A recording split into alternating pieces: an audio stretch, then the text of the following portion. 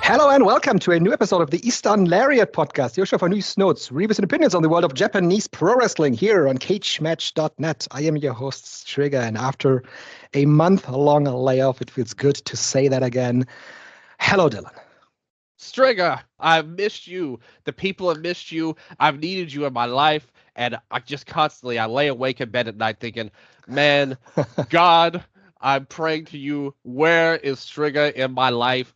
I keep asking, and finally, you've come back, you've returned, and I think that you've made all of our life better. You single-handedly have made the world a better place by returning and making sure the Eastern Lariat is back for all of our wonderful listeners and all of the people who are into Japanese pro wrestling. You did that, my friend. Sure. Add more pressure to this show for me. Man, what an introduction. Thank you, Dylan. I at least my voice is back in your head and in everyone's head right now. So I'm glad to be back here to do this show with you. Quick heads up for everyone else listening to this one. Both of us had a rough time in recent weeks. Professionally for me, personally for Dylan, there has been just a lot going on that we don't really want to tackle too much here. It's just been incredibly exhausting, so that our heads really weren't in the place to be able to focus on doing a show about wrestling, about professional wrestling right now that we love so much. But right now, I think you texted me last week, and it came to a point in time where both of our minds were less occupied with everything else surrounding us. And so we figured we could do a show right after the end of those tag leagues that we saw here in November and December. See, okay, so here's the thing. What you said was not entirely accurate. It may have been accurate on your part, but when you watch all of these tag leagues that I've watched, it was like one of those things, I have no mouth, but I need to scream. I have to get it out somehow, STRIGGA. If you had been dismissive of when I messaged you, I would have begged you to do the show because I had to. Well, I didn't have to, but I chose for some strange reason. I did put a lot of written reviews and some audio on the All Japan show with my friend Yannick. I put a lot of written reviews for the Stardom Tag League, but 3 tag leagues all going around at the same time. And tag leagues have meant low effort, like mind-numbing shows, one after the other. It's like some sort of strange Twilight Zone I've been in this last couple of weeks with all of these tag leagues, STRIGGA. That's the thing. And I know most of the people listening to this probably didn't watch any of this, unlike me. And I do not begrudge you, by the way. You made a wonderful decision to not do that. Great call. Well, I watched one. You did. That was enough, actually, for me. See, you only watched one. And even one show, one match, 1 second of matches is enough, I would say, for these tournaments. So I'm very, very happy that we can, move forward this very strange place. Never mind us, STRIGGA. Like me and you, personal, whatever. That's one thing.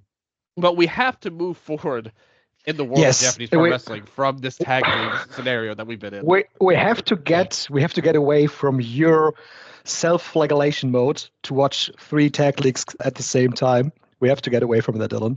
Somehow next year. I did it for the people, and by God, I will do an audio of the New Japan Tag League more in depth for the Patreon. I've been really, I will admit, I've really been pushing it off because a lot of these matches, no one could find interesting to say about some of these matches, no matter who you are. But I will do that for the people, for our wonderful Patreon subscribers. Let us before we go to the tag leagues talk about DRAGONGATE first here quickly. King of Gate actually was underway from November 9, I believe, until December 3 in Kurikan Hall, with Dragon Daya winning the tournament in the finals against Kota Minura. They set that up throughout the entire month of November without really being able to see a lot of it, because only the first show and the shows from Sapporo, the triple shot from Sapporo from the 29th, 30th, and the 1st of December, as well as the final, were available to watch. Everything else didn't make air, which is unfortunate if you consider that all of the tag leagues made air, and this single tournament with a lot of promising matches did not. But that's something that we discussed a couple of weeks ago on one of our shows, so that's what we had to deal with.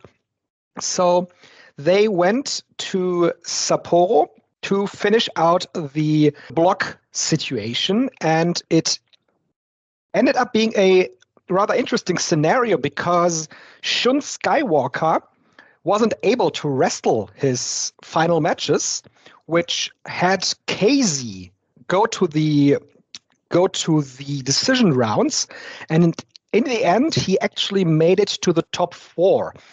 That is something that I don't think was in the books for them, because of the eventual final. I figured if they had Dragon Daya in the final, the most logical outcome for the final would have been Dragon Daya against Shun Skywalker, because of their history, of the history of Shun Skywalker sacrificing Dragon Daya's mask to save his own. They went into the final with Kota Minura as the counterpart to Dragon Daya, which actually made for a really, really good final match for King of Gate, and helped Dragon Daya win this tournament to go to a level that I don't know if you and I saw that for the end of the year, that Dragon Daya would actually be the one to not only challenge Yamato, but also put his own championship on the line against Yamato. Well, first of all, you're totally right. I did not predict this at all. I thought that I did think that he was going to win on the opening night, just because, that's kind of the time you do these upset matches, right? Right. Night one. So we kind of talked about that a little bit. Also, very good match against Yamato on the opening day. Yeah. Definitely a good taste of what they can hopefully deliver in this upcoming match. But for him to win the tournament, no, I did not expect that at all. I thought it would be either Shun or Kota Minura with the way the storylines have played out.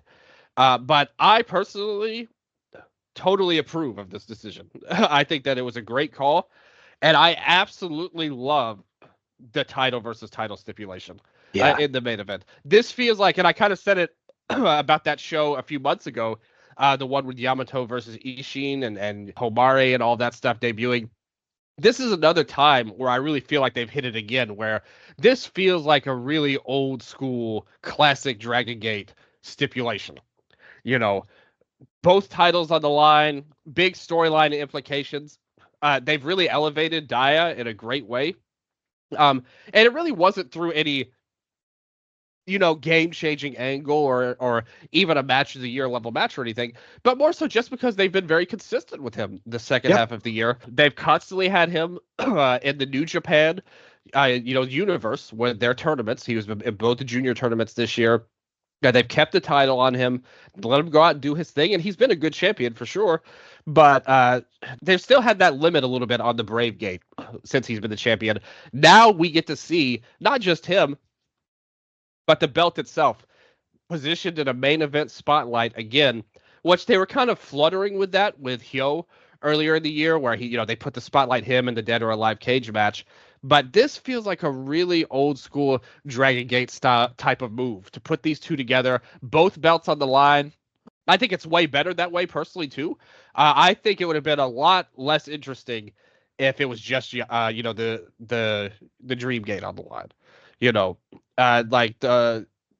For Yamato to only defend his belt, I don't think it would have been nearly as good as both belts on the line. I'm just looking up Yamato's weight that is officially given on the Dragon Gate website, he is 82 kilogram, which is, I think, isn't that the weight limit for the Brave Gate? Wow.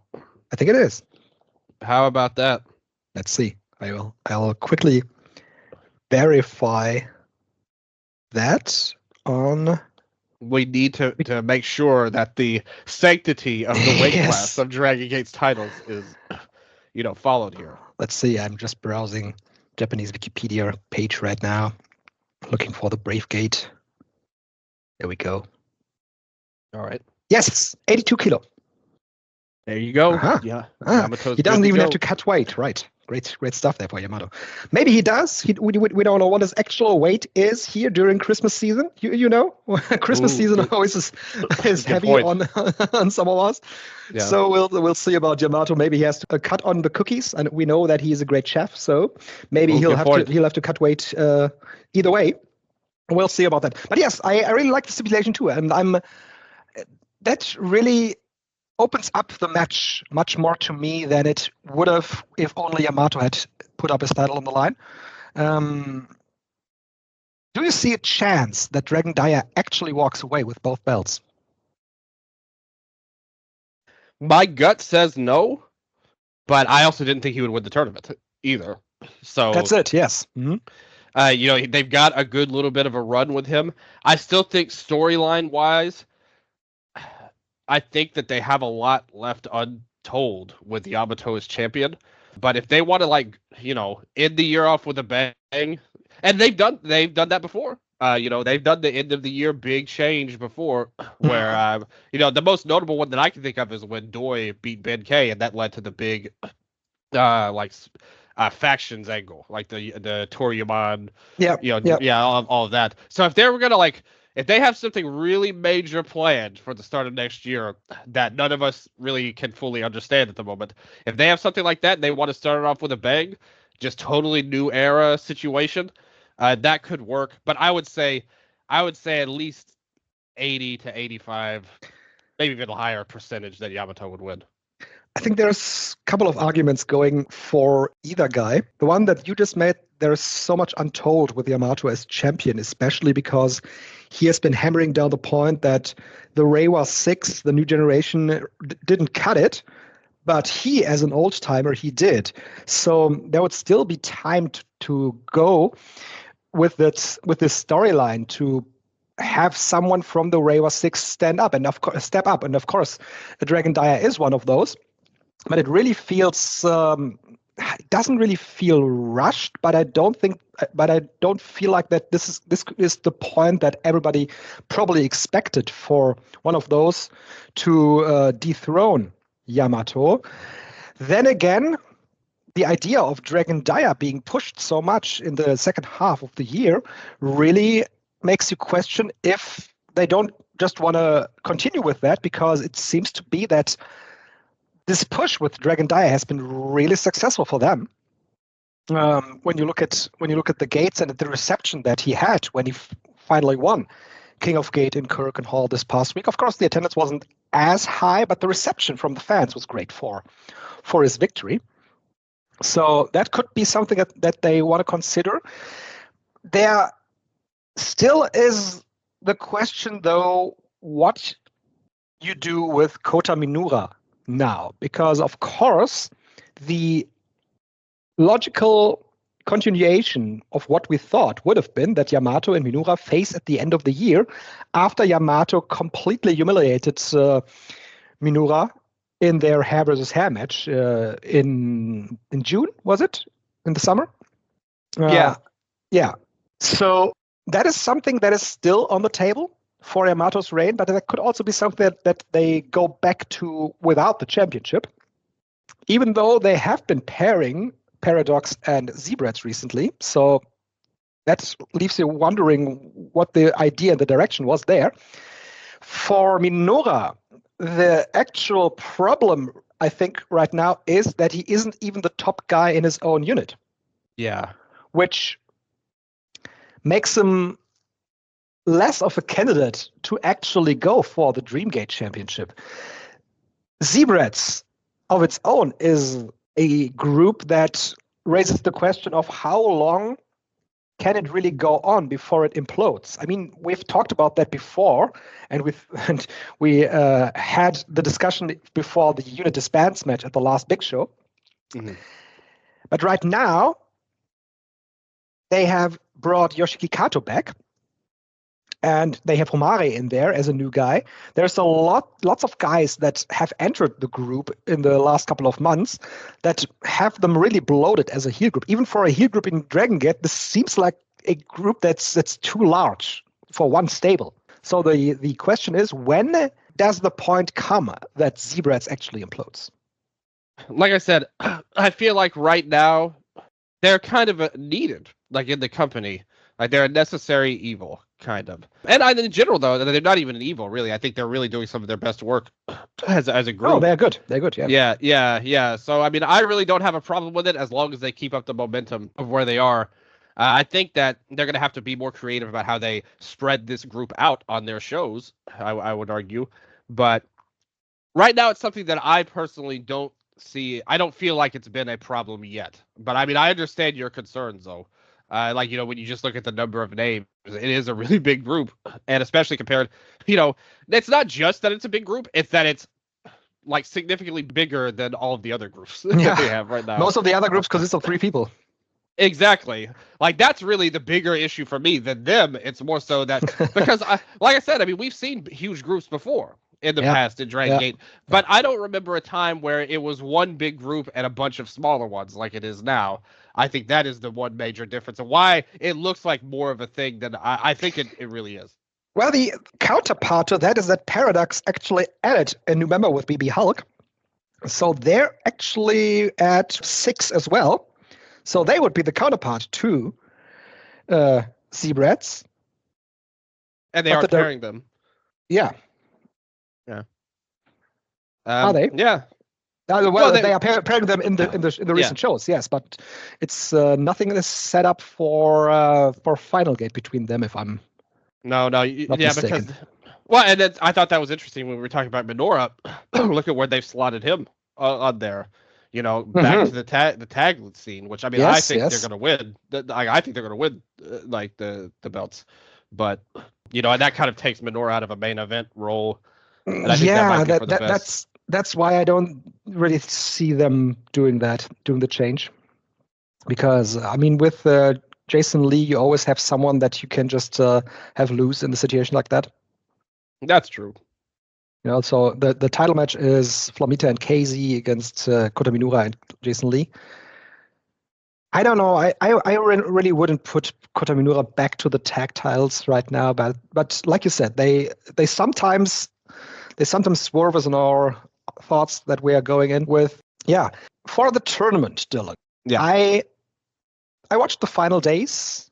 The 29th, it was the homecoming shows for both BB Hulk and KZ.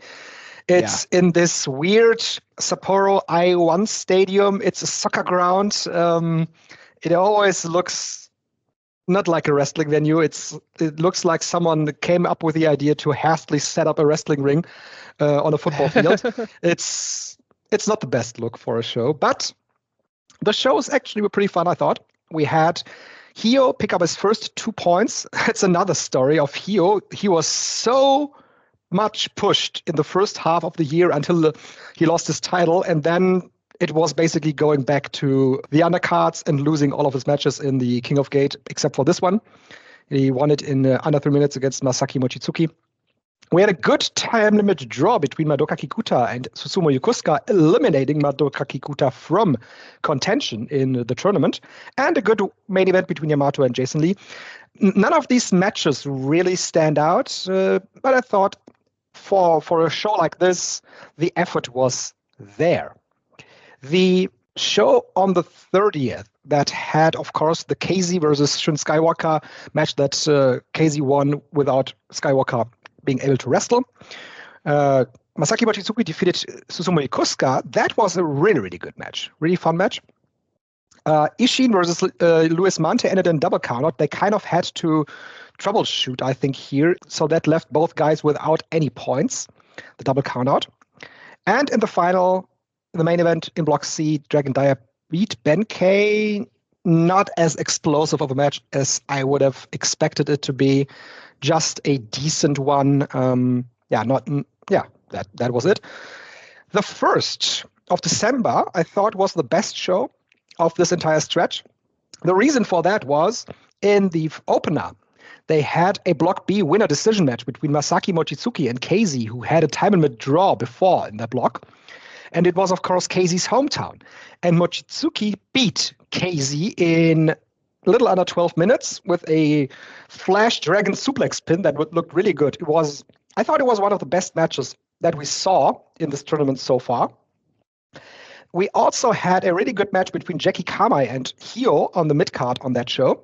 And then they also went with the story of BB Hulk slowly but surely accepting the offer that Paradox had given him a couple of times to join their group. But first, it was him and D Courage teaming against Zebrats, which ended in double countout in 3 minutes. Then we had the final, the four-way between KZ, Flamita, Luis Mante, and Yamato. Those were the guys on place number 2 in their individual blocks. And they faced for an opportunity to wrestle in the semi-finals. In KZ's case, he lost the match to Mochizuki, and the others were on position number 2 in their blocks, which qualified KZ here for this match as well. KZ won that match. And then after that, we even had an impromptu main event between Paradox and BB Hulk on the one side and Zebrats on the other, which then led Hulk to join Paradox. So both from the in-ring portion and from the storyline aspect, a really good show from DRAGONGATE. And that's something that you can do. Anybody could do it, but it's something DRAGONGATE chooses to do, and they still do it well after all this time. Again, a very old school show for DG where it's all about one guy. Like the entire focus was on BB Hulk here, and where, him finally joining Paradox, and it all culminated well after the main event, and it sets up things going forward while also having a good show in the ring. So definitely agree. Really enjoyed all of these shows. You always got to love the BB and KZ homecoming shows. I was really kind of disappointed by that Daya and Ben K match. That was one of the matches I was looking forward to. And, I mean, it was good. Like, don't get me wrong. It wasn't like some terrible match. But it really didn't hit any kind of special level, unfortunately. Even on that same show, the match you mentioned with Susumu and Mochizuki, I thought was a lot better on there. And man, Mochizuki still on a big run, like after all of these years. He's a guy that really, we all have to appreciate him and Susumu. These old school DG guys, man, they really have just continued to deliver in this company. It's really cool to see. Yes, they really have. That's true. So the final day came. We had Kota Minura over KZ with a lot of shenanigans in the semifinals. Even though the shenanigans were there, I thought they did a good job. Dragon Daya over Masaki Mochizuki was a quicker match. And man, Mochizuki, what can you say about the guy that hasn't been said? This guy continues to age, continues to just be as good as he was 10, 15 years ago. What a guy. So, yeah, I just said that. Yeah, exactly. So we had a bunch more of multi-man matches on that show. I really liked the Natural Vibes versus Gold Class match. They always pair really well. Wonder where Gold Class goes in 2025. It's one of those units that we said that consists of 3 guys. It looked like they were adding the remnants of Big Hug to their ranks, but they haven't done that throughout the tournament. And I'm wondering why that is, because the tournament itself wasn't a distraction, because Paradox could also add BB Hulk. So there really is this weird group that we really don't know what they are supposed to represent. Mochizuki, he loses left and right. He's their lost post, even above Rita. There is really no clear direction for Gold Class. Yeah, I agree. It's something that's really disappointing because it felt like they had really found their way when Mochi Jr. joined them, and they were really elevating to a big deal. And once Minora left, they've really been in this weird zone, and especially after the disbands match and everything, they haven't had any kind of plan for them. So I really hope it's something they focus on heading into next year. Because I mean, I like Paradox. I think they've done a great job with that faction. Don't get me wrong, but I would like to see a more youthful based faction, particularly with these three guys. These three are really some of the best ones I would pick. Yeah. Along with Die as well, De Courage and all of that. I hope that they can get behind Gold Class a little bit more. Yeah, that's really sad. A key storyline aspect of the show was Yoshiki Kato's return to Dragon Gate action after a long absence. The last match he had wrestled before that was in February. He was out with an eye injury. And he came back, which had Zebrats in the manpower advantage above Paradox, which had Daiki Yanagiuchi come out to step up to wrestle alongside the dads. And he, of course, was pinned then by Yoshiki Kato returning. I thought Kato looked really good. Yeah, me too. I really like him. Yeah, great to see him back. He's been a guy that I think that they pegged as a star pretty much since his inception, into the company. As soon as he got there, he really felt like somebody that they were going to put a lot into. I remember watching those matches with him, like Kaito Nagano back then. They were kind of on the same class. And it really felt like he was the one they foresaw as the star. And I think he still has every bit of that upside. Yes, absolutely. His momentum was derailed when he had to drop out of action here, but I think he'll get that back quickly because he just is a guy with an aura around him. His wrestling is great, so great potential for Dragon Gate with him. And he's another guy that I think his ultimate future could be, and because if he pushes for this, he could end up, right now he's in the Z-Brats mode, but he could be a guy that turns babyface eventually and could occupy an interesting space, if he wants that. So you could see a lot of different angles coming with him in the future where you could see something revolve around him in a similar way that you have the Homari and Shun connection. Maybe you could build a storyline around Kato in the near future that could build something around him. Maybe you can. So the match that ended it all for King of Gate was Dragon Dia overcoming Kota Minura, and not only overcoming Kota Minura, but he also, of course, had to overcome the entire Zebrats group that tried to interfere in this match. Kota Minura walking into this match with oozing confidence and maybe oozing overconfidence, because he felt so sure that he would be winning against Dragon Dia with the help of Zebrats, of course, which was a great babyface storyline for Dragon Dia to not only overcome him, but also overcome the odds of Zebrats being there, and in the end finish the match for him winning the tournament. And I thought I was really heavily invested in this match. Dragon Dia is such a unique babyface character that just will draw you in any time that he wrestles. He has that good guy energy that I think few in this day and age connect with the audience with, because this plain good guy role isn't easy to display in an era where the anti-hero is much more appreciated by lots of people watching wrestling. But Dragon Dia is one of those plain good characters that really makes it work and made it work to overcome Kota Minura in that situation.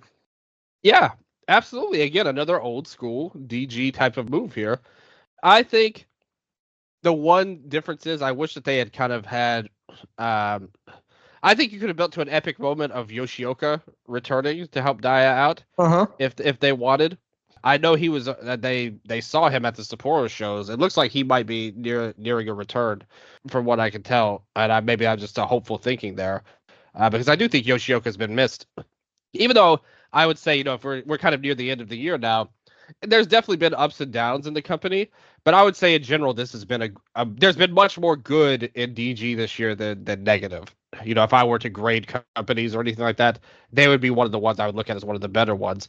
But in terms of this match, as I said, very old school type of babyface underdog story type of match that I think they do great. I personally think it's significantly more interesting that Dia won rather than Minoura. I've watched Minoura a long time, And he did have, he did come in swagging, and I do appreciate that. Mhm. And in general, I think that he's done a decent job as a heel. But I think whenever I've seen him, whether it's as a babyface or as a heel, I've never really bought him as a top guy, to be honest. It always feels like there's something missing with him. And I still kind of feel that way, even this deep into his heel run. And I think it's more interesting that Dai is getting this shot now from a storyline purpose, but also for him. I just think that Daya has a ton of upside, a very organic crowd connection that I don't think you can really teach. And I totally agree with what you said about him being a unique style of babyface, but also just him as a wrestler. He's always been a guy that appeals to me. And I go back to when he first lost the mask, when he came out with the skateboard. He really felt like the guy then. And they moved away from him for a long time. And I was always thinking, he was the guy I always pointed to. He kind of fulfilled Ben K's spot, because that's where I was at with him for a few years, where they didn't do anything with Ben K after he lost the title for like all these years. And then they started to push Ben K, and then Daya was the one where it's like, man, why don't they do anything with this guy? He's really talented, one of your best guys. And it feels like they finally seen the light with him. And I thought that they made it not just, yes, it was shocking that he won, because I don't think really anybody predicted him to win this tournament that I saw anyway. But they did it in a way where it was surprising, but it was also logical that he was the guy to overcome these odds. And again, a very organic babyface win. Now, I thought they did a good job. I wouldn't say it was a great match, but I thought it was a great piece of business, if that makes sense overall. So I thought they totally succeeded with what they wanted to accomplish. Yes, absolutely. So that brings us to the matches that we have so far for Final Gate. It's 4. The first one is a special singles match. Dylan, I have no use for Kuroshio, Tokyo Japan, and Dragon Gate, but unfortunately he's there. He's facing Hio in a singles match. Who asked for this? That's what I want to know. Who wanted this? I want names. I want faces. I want things to be exposed. Bring them from the dark. Bring them to the light, Strigga. Who made this happen? I have some shocking praise for him coming up when we talk about All Japan later. He's not all bad. I tend to enjoy some of his matches, but for Dragon Gate, it's a hard no. Remember that Twin Gate title match that he had with Shuji Kondo against Dragon Kid and Naoki Doi? That was awful. Oh yeah.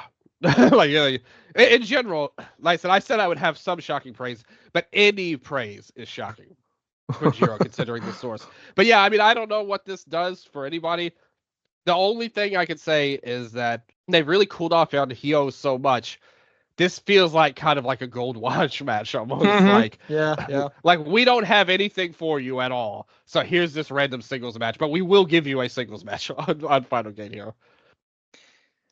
A very interesting looking match is Shun Skywalker and Homare against Naomichi Marufuji and Takashi Sugiura from Pro Wrestling Noah.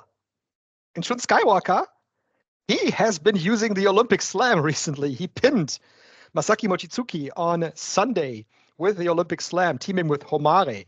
That is a huge opportunity for the young guy who just made his debut a couple of months ago. I love that he used the Olympic Slam. Well, it really felt like something like this was going to happen. I thought that it might be on the January 1st show, but they went away from that and instead did it on the DG show. So I think there'll be a welcome sight. I mean, God, Sugiura and Dragon Gate. Who could have predicted something like this? Although he was a part of one of those sponge shows. Like, they did a mixed tag with Yamato like a year or two ago. Those don't count. Yeah. But Sugiura and DG, man, what a timeline we're in right now. I can't wait to see it. And like you said, great opportunity for Homare. Can't wait to see what he does against Sugiura, especially. Put the titles on the line, damn it. Well, I kind of thought they would do something where maybe Yamato could bring a tag team partner into Noah, and that could be their January 1st match. But they had other plans. Yeah. Noah had other plans for that. But instead, we get this match. And I guess at the very least, it shows that they did not think enough to put the GHC titles on the line, unfortunately.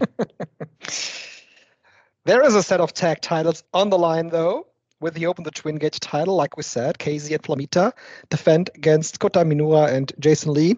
Flamita has been really vital to Natural Vibes kind of way back up the ladder in the landscape of teams in Dragon Gate. He has really put something into this group that they felt like they were missing. And they are on a roll since. They have not only had the tag titles, but the Triangle Gate titles as well. So I would really like to see this team continue to hold the titles, especially because I don't see that either one of those that are champions right now is set up for a bigger role. I think they as a company feel fine with them being in the tag role and being in this Natural Vibes role. That's been going on for some time, but it's just so successful that I don't think they'll split it up in the next coming months. So yeah, I would like to see the baby faces retain. Vibes is such a weird place right now, where like they're not vital to any of the overall landscape at the moment, like in terms of their storylines. They're just like that old reliable. Like on every show, you've got Vibes. They're always popular. They always wrestle good, and especially these two. These two will always wrestle good, and they're just like that. Like I said, you kind of get that good nostalgia. They've been around the longest. They're always very popular, and I feel like they're needed. But I don't think they actually need any kind of titles at the moment. And I feel like I feel like it would just be weird for Zebrats to continue without any titles, like overall. So I think they need to give them something to keep them as an effective heel unit. And I also think that could very well further, if they were to win this match, that would further any kind of potential descent. I mean, they haven't really explored that very much yet. No. with Shun and Zebrats, to be fair. So maybe that's what they're just going to pull back on that.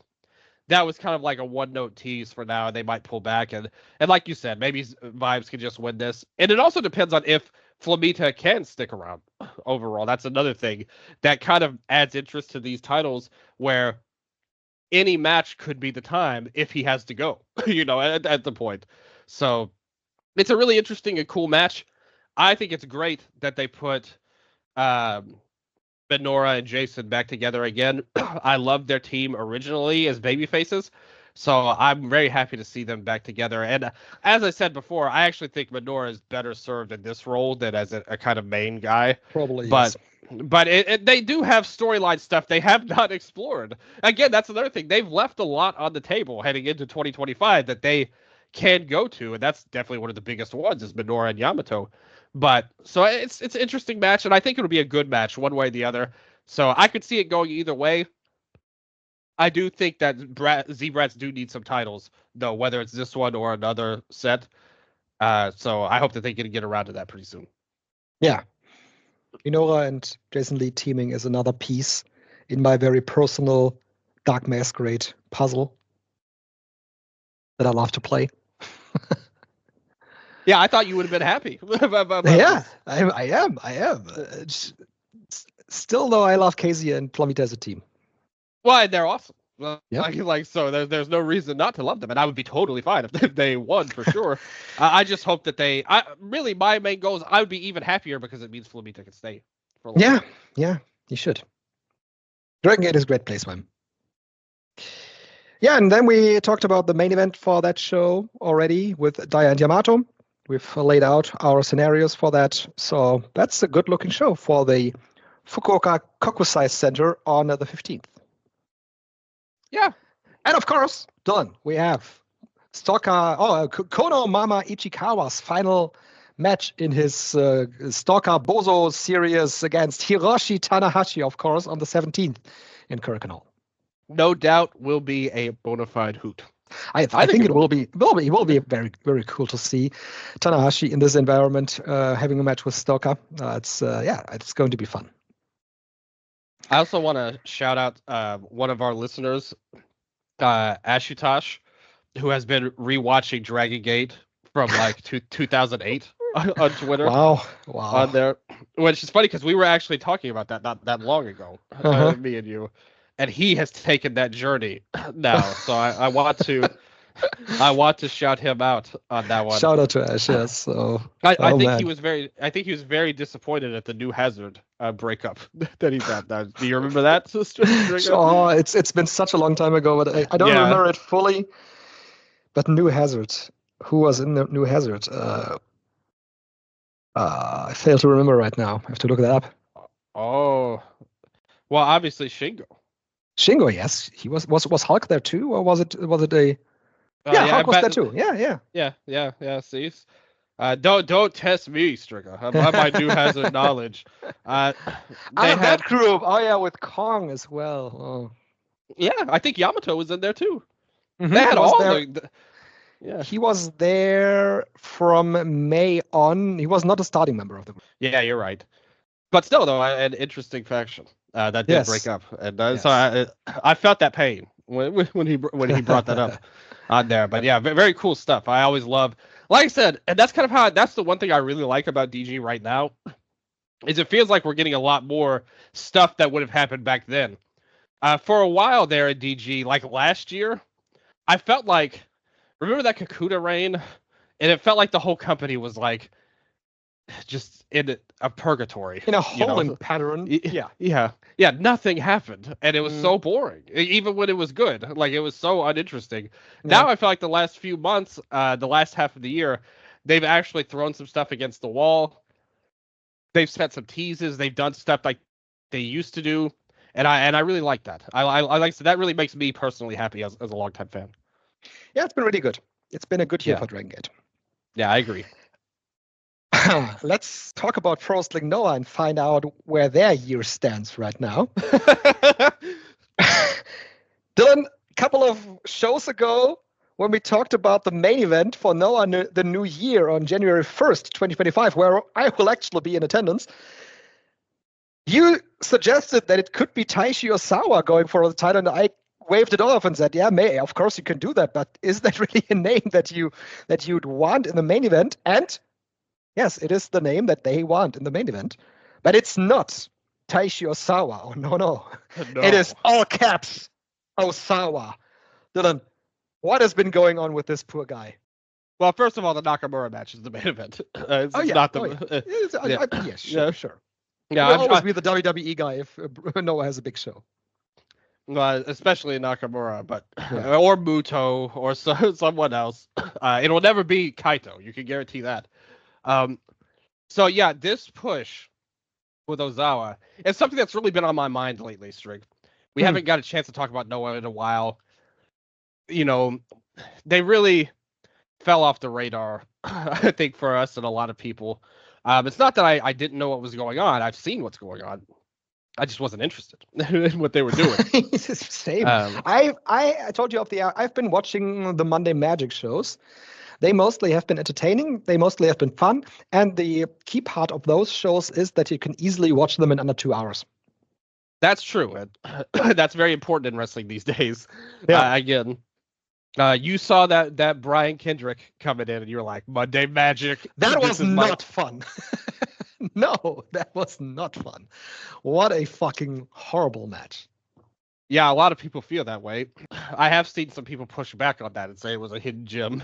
I don't really agree, but hey, they're trying different stuff on here. So here's the thing. This legitimately, I've been thinking about this a lot. I remember our half-year awards, Strigga. Like, people voted Noah as the best promotion the first half of the year. Kaito was our MVP for the first half of the year. And at the time, I was surprised. Don't get me wrong.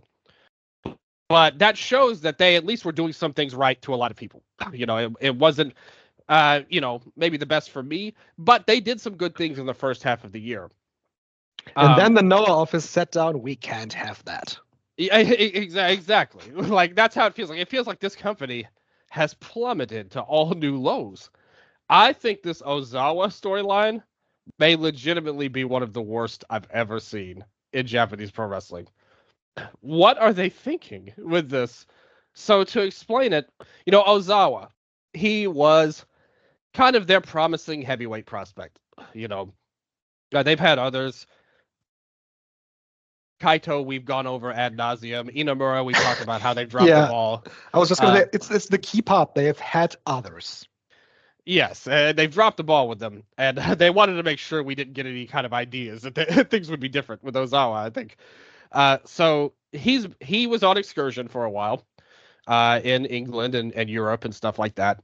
And so he was doing good, well received, and he's a good worker, like very talented guy. Like nothing against him at all as a talent. So they brought him back as a heel. Like he is now in Team 2000. Well, actually, first they brought him back as a babyface as part of our rebellion. Yeah. But he turned on them really quickly. Yeah, that's right. Yeah. Yeah, that was a very much a footnote in his career. But does count. So yes, he turned on them extremely quickly. And his new gimmick is he's exposing Kaito as a fraud. Yeah, at first, I mean, he made a post that unfortunately we saw some people go crazy over Google Translate where they were calling him like a domestic abuser or something, but that's not what he said. That was a mistranslation. Yeah. He was talking about how he beat up the young guys, like as a trainer.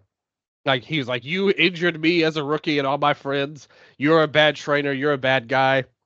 And then it turned out that he was like this womanizer type of guy. They were like, look, he's in a cabaret club. Look, he's smoking. Look, he's spent money on this. Like, it's all this kind of like he's trying to say that Kaito's a sleazy guy type of thing. Yeah, that he's basically a two-faced guy that in front of the audience plays the good guy, but when it comes to behind locked doors, he has an evil face. That's basically what Ozawa said. And it's gone into the realm of comedy very fast. Like I said, because a lot of these things are extremely minor infractions. As it's gotten less serious as time has gone along, rather than more serious, I would argue. And it culminated into that show that we saw on Sunday, where Ozawa came out with a microphone. He took signs from a fan that made a gift for Kiyomiya because he had his 9th-year anniversary in pro wrestling, and he was on the microphone again talking down to Kiyomiya, which then led to this comedic scene of Kiyomiya chasing Ozawa around the ring. Which I know that's so embarrassing. Yes. It's like this is the GHC championship match, and I was for Ozawa. When I said that was meant to be a positive, before all of this storyline stuff happened. That was a positive in my mind because it gives you a chance to kind of jumpstart things for him. But the way they've done it, I think it's like Kaito was already so low that I can't think that it's really done that much damage to him, really.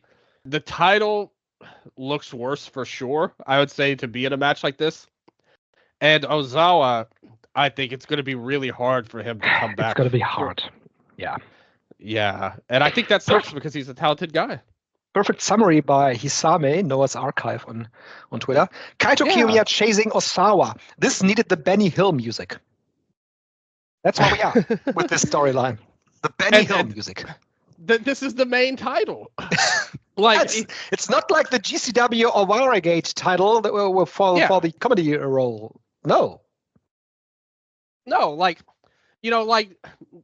even like any company would not do this with their title. I want to believe, and on top of it, I think just in inception, I disagree with this storyline, especially for a world title, because to follow this storyline, it's basically you have to be on Twitter all the time. Yeah, that's not good.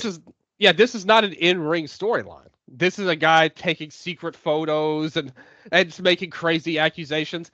Who does this appeal to? I wonder. The sickos on Twitter.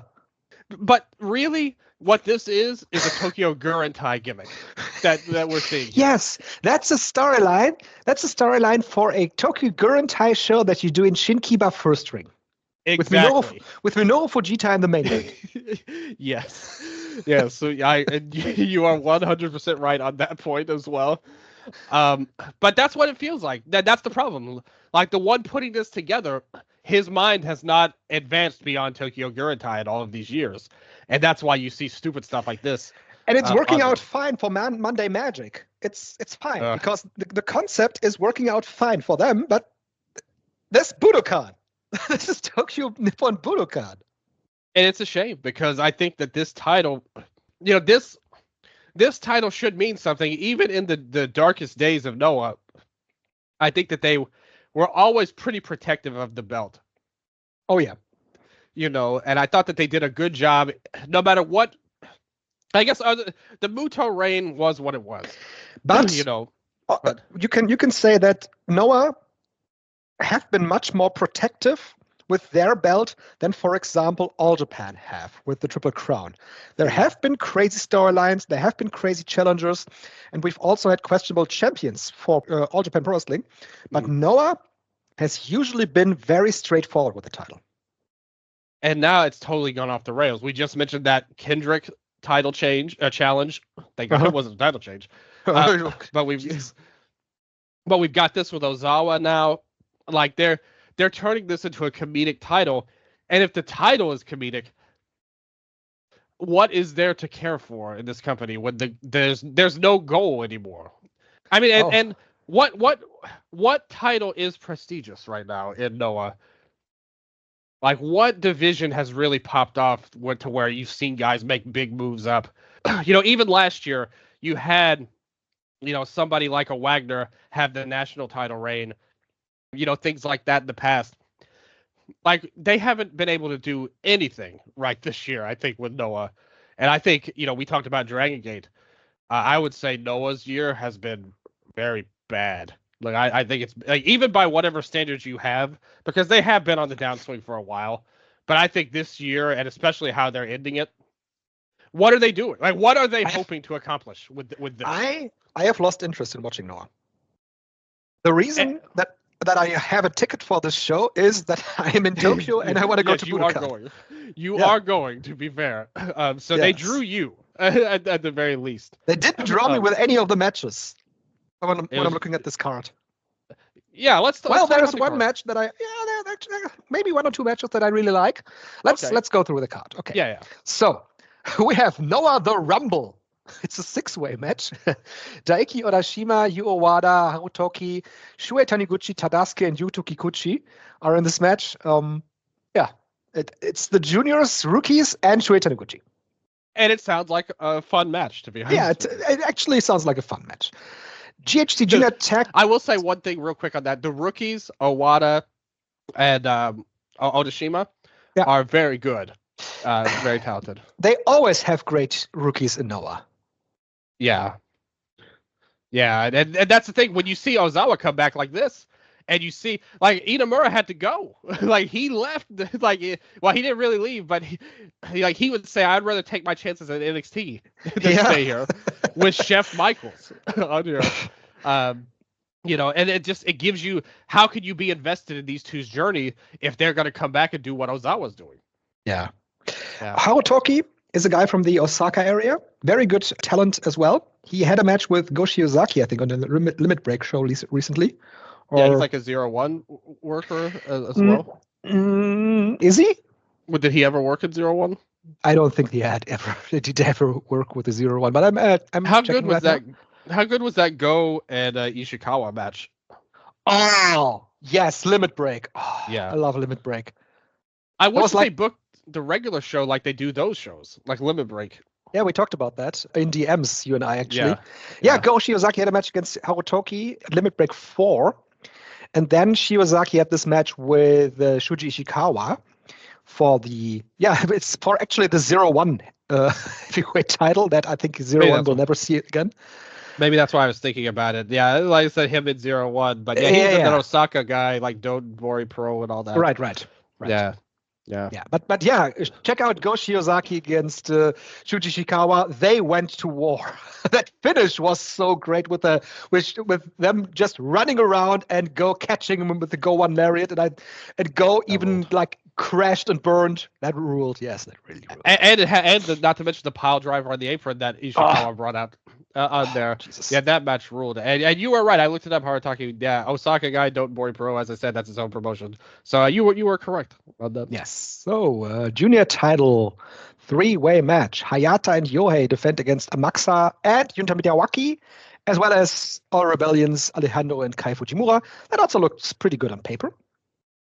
Yeah, it could be okay. Yeah. New Year Limit Break. There we go again. Go Shiozaki, Mohamed Yone, Atsushi Kotoge, and Hajime Ohara against Katsuyuki Fujita, Shuji Hikawa, Tetsuya Endo, and Black Metsore. One of those guys doesn't really fit. Yeah, wait a minute. On there. All of this time, they've kept DDT and Noah apart. And they said, by God, the Limit Break 8-man tag is the time to open this forbidden door between DDT and Noah. We have to have Endo for this. Why is Endo in here and not Yuki Ino, for example? There's no logic to this. Yeah, I'm sorry. Brother versus brother. El Hijo de Dr. Wagner Jr. against Galeno del Mal. Should be fun. That sounds really good. And I wonder if this is going to be like a wrap-up for Wagner Jr. Because it feels like he's kind of done all he could do at this point. I mean, he was champion. Yeah. They didn't give them the tag titles, though, which could be an indicator that he could be wrapping up. Yeah, because I remember that they said that he signed for a year, like around this time last year. So it was right when he won the belt. So I kind of wonder if this is the end of the line for him. He'd be missed if he does leave. Oh, sure. I mean, Pro Wrestling Noah has done so much for him, and he has done so much for Pro Wrestling Noah. He is one of those guys that always gets the crowd invested in any match that he is in. He's one of the most over guys in the company, if not the most over guy. Yeah, and he's been at that level for over a year now. And even though he hasn't been doing anything since his title drop, great guy. Yeah, no, you're right. We have a 25th anniversary singles match for Kenta. He goes against Keno. And Keno has been on one of those recent New Japan shows, saying that that he finally found his love interest, and that is Kenta, and they are doing the match.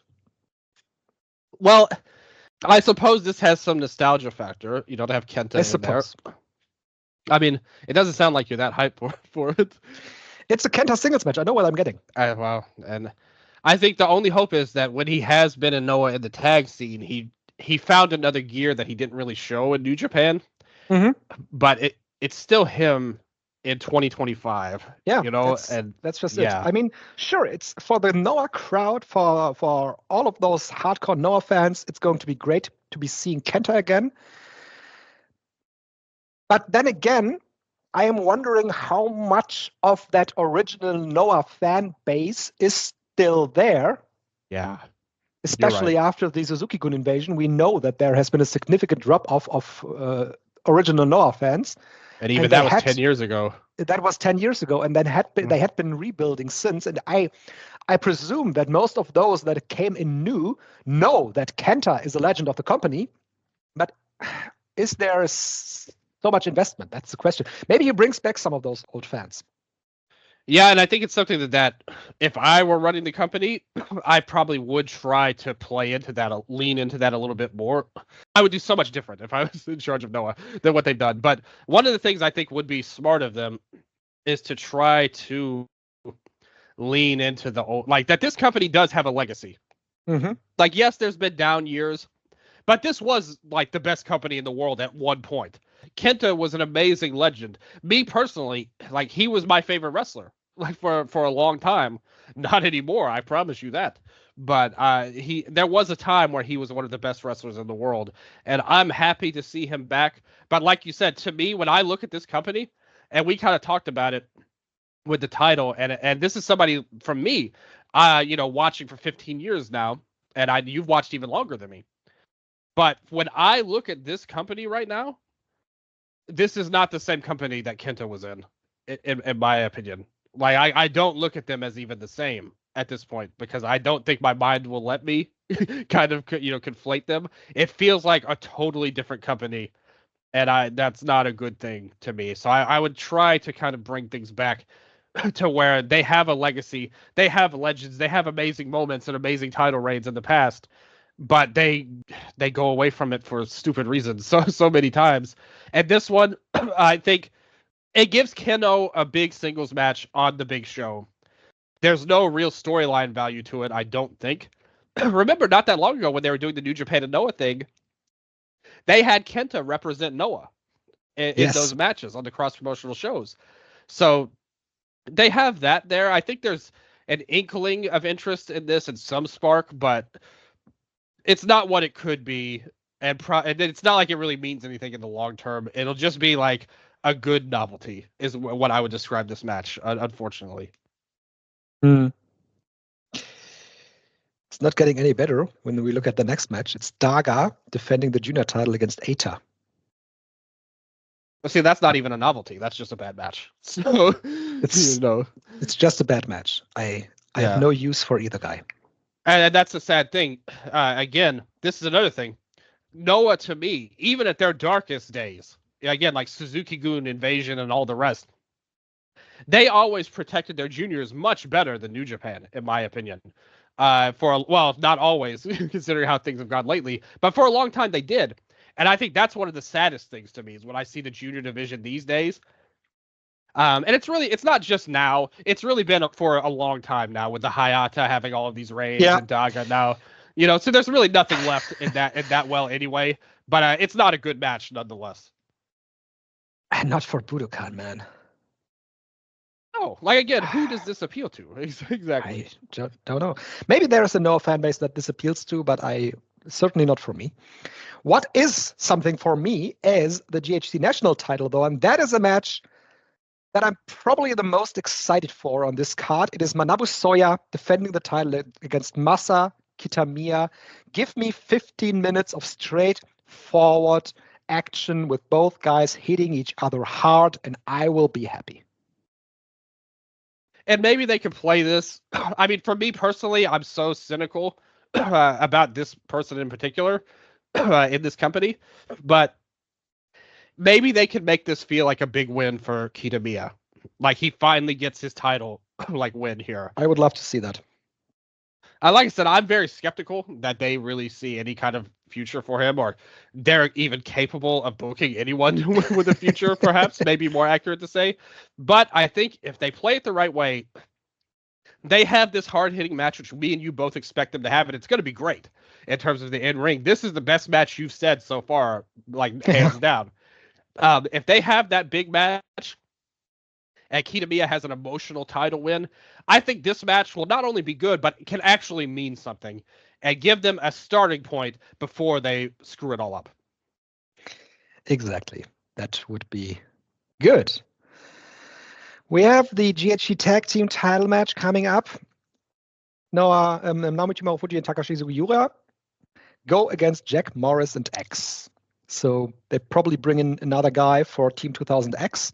And it's completely useless to speculate who it could be because it could be literally anyone. It's Nosawa booking this, probably, this storyline with the Team 2000X, and it could be anyone. Could be Brian Kendrick, for all we know. He said it would be the biggest X in the history of Noah. Oh, Kojima is back. It could be. It's even bigger than him, I think. Whoever it is. Tenzan. That would be good. Team 2000X? Tenzan? That would be very good. Yeah, just like Chono's old group. They had more Chono references. Why not bring his protege into this Team 2000? And I would be. It's not good in this would be good in match. It'll be good as in I can laugh at this for being a joke, overall. But yeah, like you said, we can't speculate. Who knows? It may be somebody from England. Maybe this will be a spot for they'll bring in some NXT freaking guy over or something and move him in there. Chef Michaels, who have you got for us? Who's there? Yeah, who's left? Yeah. What if it's Inamura? Oh, Oh, yeah. That could actually, would be funny, but yes. could actually be the logical outcome. We'll see. Yeah. You'll be Okay, there for a live report for everybody. I want to know the reaction to whoever this is like when you're there. And then we, of course, have the big opportunity for Ulka Sasaki to go against Shinsuke Nakamura. And finally, Kaito Kiyomiya and Ozawa, although the roles will probably be reversed with Nakamura being the main event against Ulka. Great opportunity for Ulka Sasaki. He has been one of those guys that have been protected really well, have been built up really well, even though he lost the title to Manabu Soya, still being able to be in the situation where he is in a main event role for the big show. So this rise of Ulka Sasaki probably has been the best Noah have done in years and years. I do agree. And I know we were both kind of worried that they might hotshot him a little bit, but I think they've actually played their cards pretty well with him overall. They didn't go overboard. They didn't put him in crazy positions. It feels like not only is this a good opportunity, it feels like it's one that he's actually ready for. I personally expect this to be a good match, actually. And it's kind of the test for Nakamura. The last one with Muto was a joke match. Like, we all knew what it was.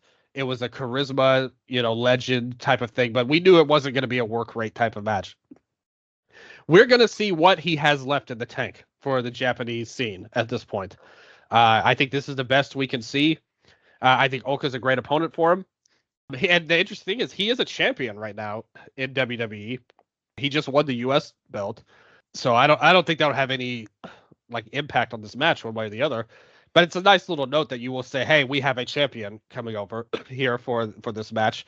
They are pushing him right now. He's got a new gimmick that's kind of like a yokai inspired type of deal. So we'll see if that's a part of it as well. Like if he brings that presentation over from his new gimmick. But I'm interested in the match. I think it'll be good. I really like Sasaki a lot. He's been kind of the glimmer of hope of this company to me. And I think if he delivers a big main event, even in a loss, I think it will be meaningful and worthwhile. And we'll see. Again, I think it's also a test of Nakamura's drawing power in Japan as well, because that GHC title match literally means nothing, in my opinion. Like, I don't think it adds any interest to the show. I think this show is completely on the back on that Nakamura match. I think no one will buy a ticket for this stupid storyline in the GHC title. And I don't think there's any drawing matches on this card. No. Like the closest you could get is the Kenta and Keno match. Like you said, maybe try and drag out some Lapse fans from 20 years ago, like whoever's left from that era. But really, this show is off the back of Nakamura, and I think and Ulka. So hopefully, maybe they could do something, bring in an MMA guy, like a big name, at the last second to kind of back Ulka, as a quarterman or something like that.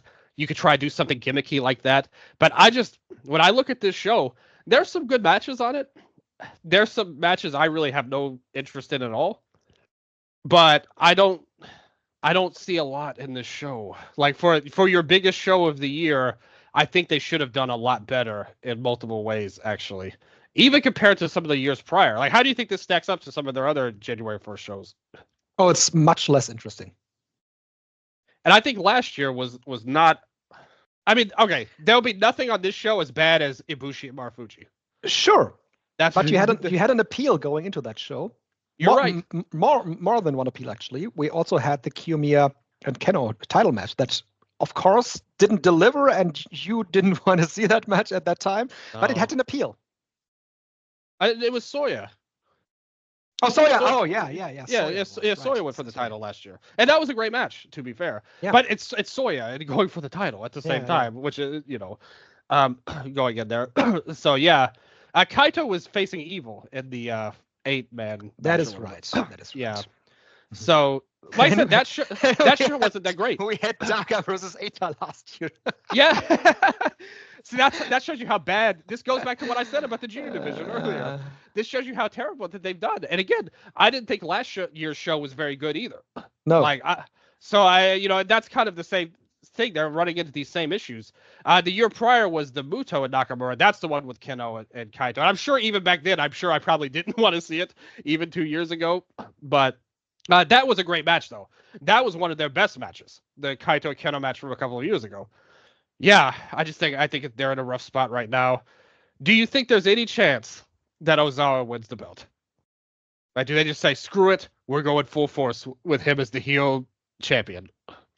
I think if you put a guy like him in a main event role at your biggest show, you might as well do it.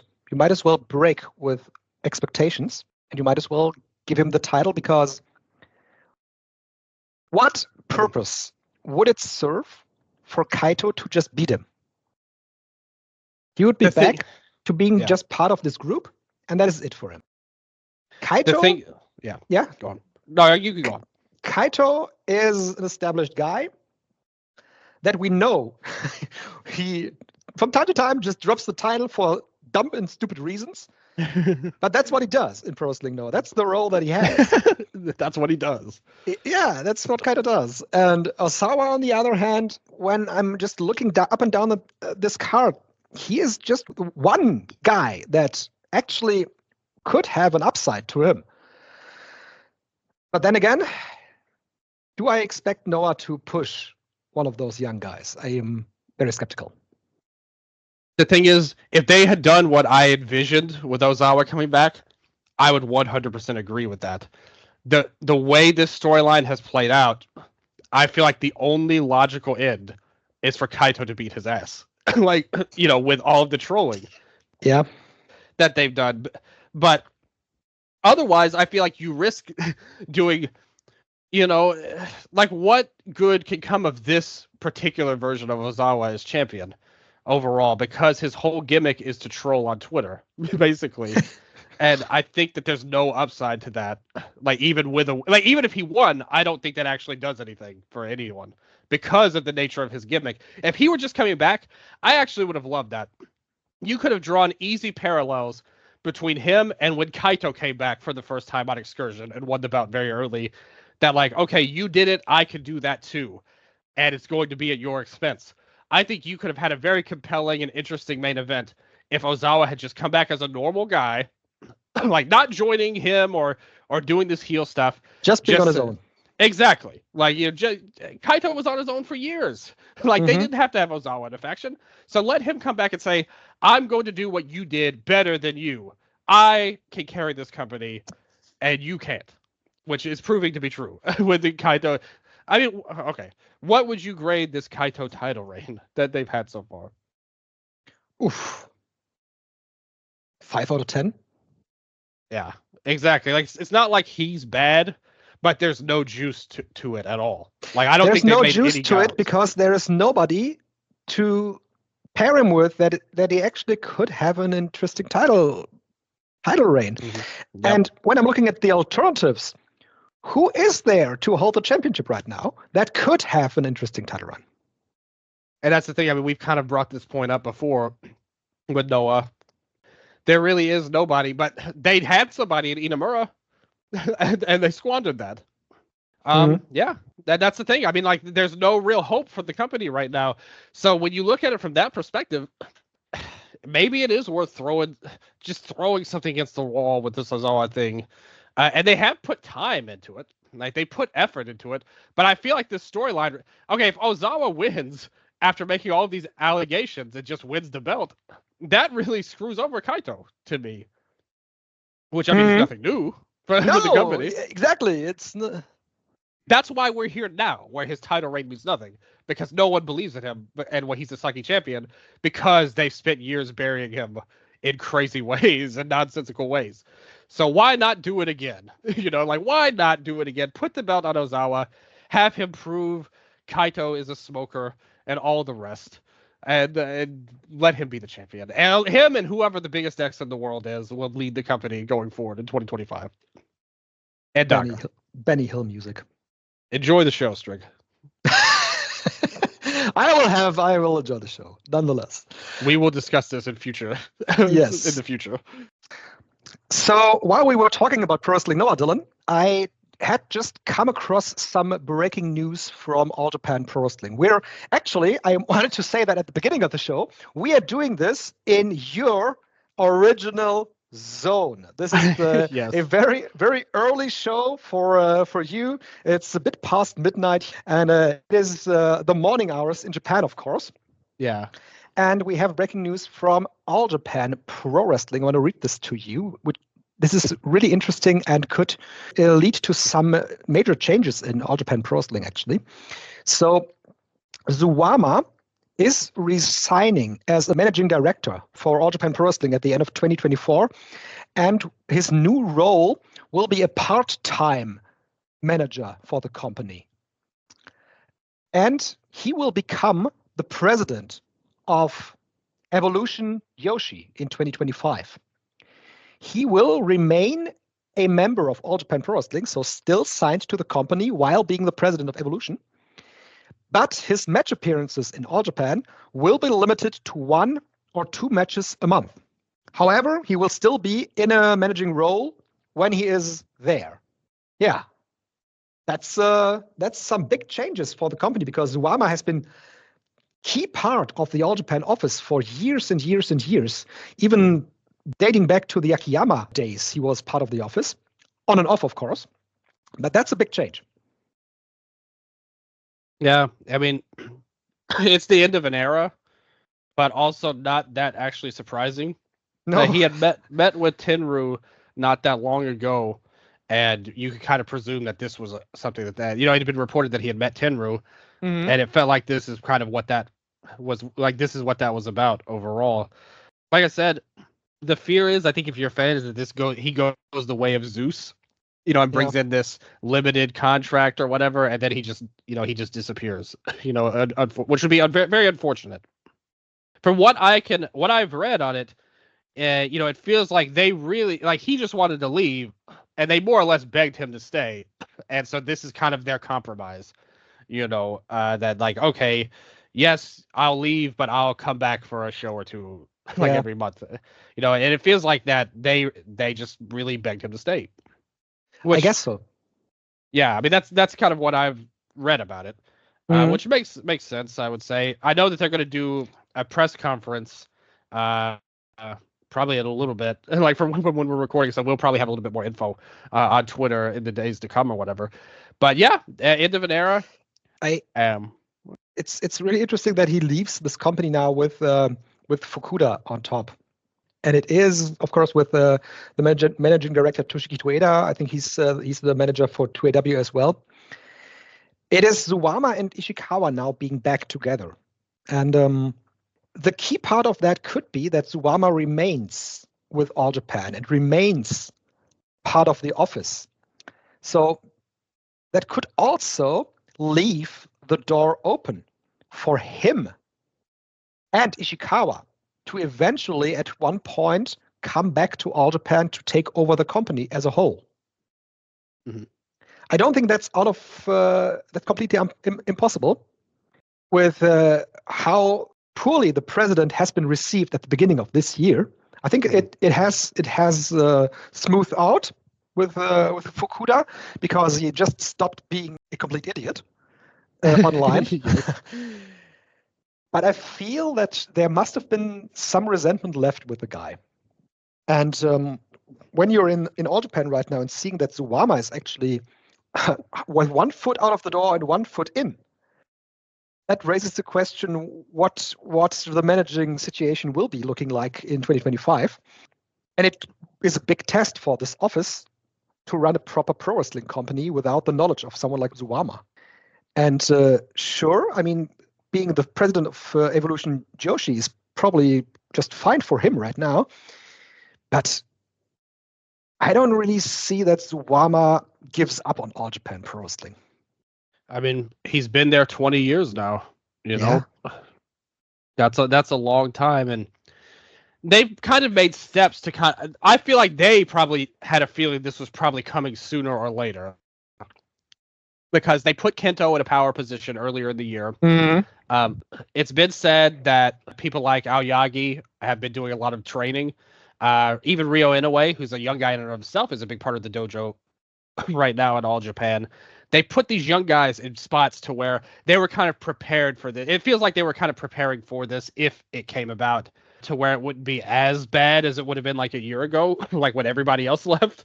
Like, imagine if Suwama had left when Ishikawa did. Oh, Jesus, yes. Yeah, I think that would have been a lot worse than him leaving now. But I mean, he went through a lot this year. I mean, this company went through a lot this year with that Nakajima stuff. I think that may have been more damaging than even anybody kind of like talked about it as, unfortunately. Obviously, the Fukuda stuff, like you said, he started off so poorly, and it really goes back to getting rid of the Evo girls in the first place, to swap out with Actress girls. I think caused so much friction and led to so many different things, and not in a good way, obviously. Not in a good way, no. Yeah, so and Suwama had to be. Remember that time, not that long ago, a few months ago, when he was trying to like talk about him and Nakajima doing something in Gleit again. He was kind of like the face of that when that happened, and it didn't really go anywhere for reasons we don't know about. It feels like he was trying to make waves in a good way, but it just never was able to get off the ground this year.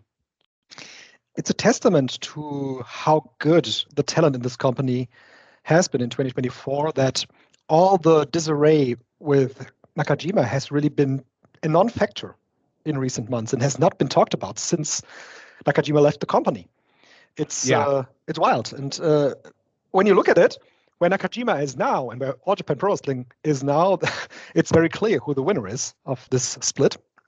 Well, they had Yuma Anzai there to have a legendarily good title reign after that, so that it really didn't matter to the fans, but internally, I think it probably did. Yes, a lot internally, of yes. Yeah, I'm just saying from the fan side of it, of course. Yeah, and you're right. I mean, I do agree, and that could have been something that really messed up the reputation of the company to the fans, but it really didn't.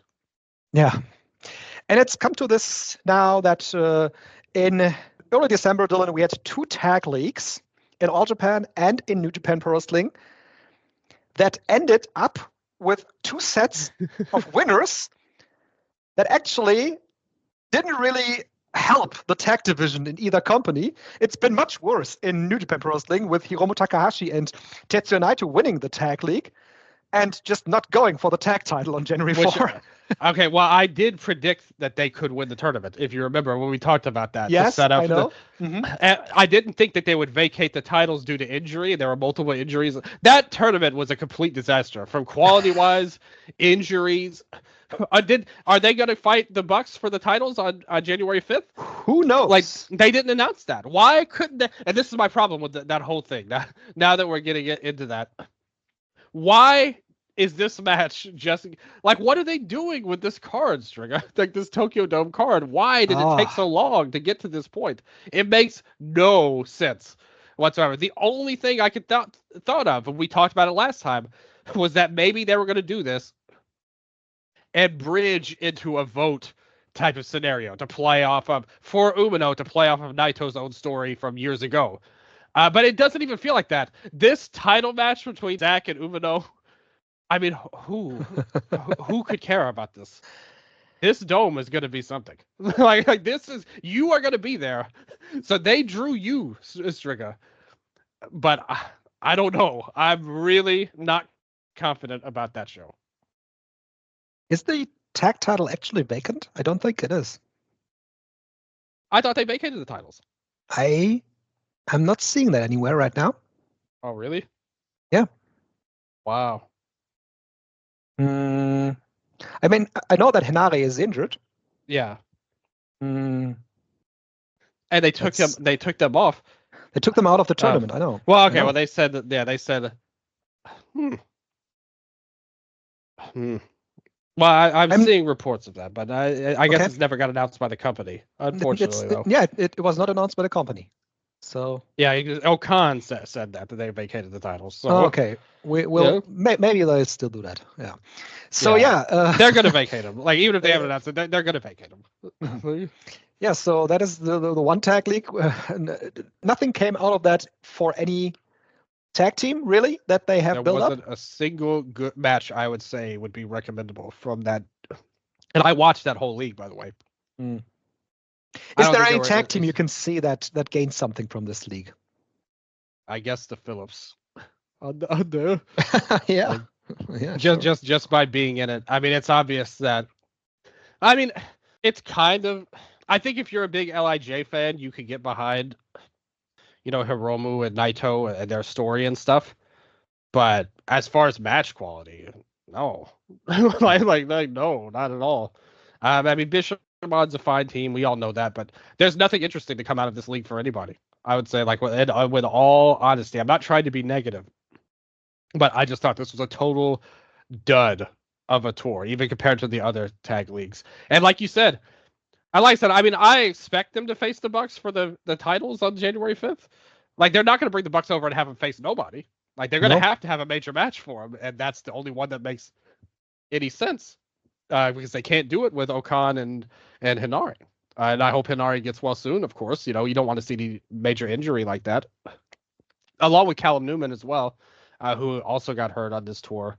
So hopefully they can get well soon. But I mean, if it's not Naito and Hiromu, they're going to have to pull something out really fast for that Bucks match and for the tag titles. And they're going to have to make it make sense for a team to beat them for the tag titles, or else they're going to go back to a company that they left in their storyline. So none of it is good. None of this is good going on. And yeah, I mean, do you have any thoughts on this Dome show that you're going to? The Tokyo Dome show, yeah, for New Japan Pro Wrestling. I mean, the main event. It's not what I would have done. It's nothing interesting to me. I'm not invested in Shota Umino as a challenger for the title. That's really nothing that I want to see. The match that I'm probably most invested in is Doki and Desperado for the junior title. Yep. David Finlay and Tsuji for the global title looks good, much like Shingo Takagi versus Konosuke Takashita. So those are all good matches on paper that I really like. You have Azumi and Mayu Watani. You have Azumi in because the match will probably be under 10 minutes long. So that's what you're getting. High speed match. Tanahashi versus Evil as a lumberjack match will be fun. I will probably enjoy that live. And they went so over the top with it, where it's like Tanahashi must retire if he loses. Yeah, that's just a fun stipulation. Smoke and mirrors, just like I said from the beginning with this pairing. So totally. Just inoffensive, I would say. Will that be? What will be offensive, though, will be the three-way match for the True World Television title. Jeff Cobb defends against Ren Narita and Yuroi Oiwa. No use for that. And of course, they did a number on him. They did a number on Oiwa in the tag league, by the way. Their team went 3-4.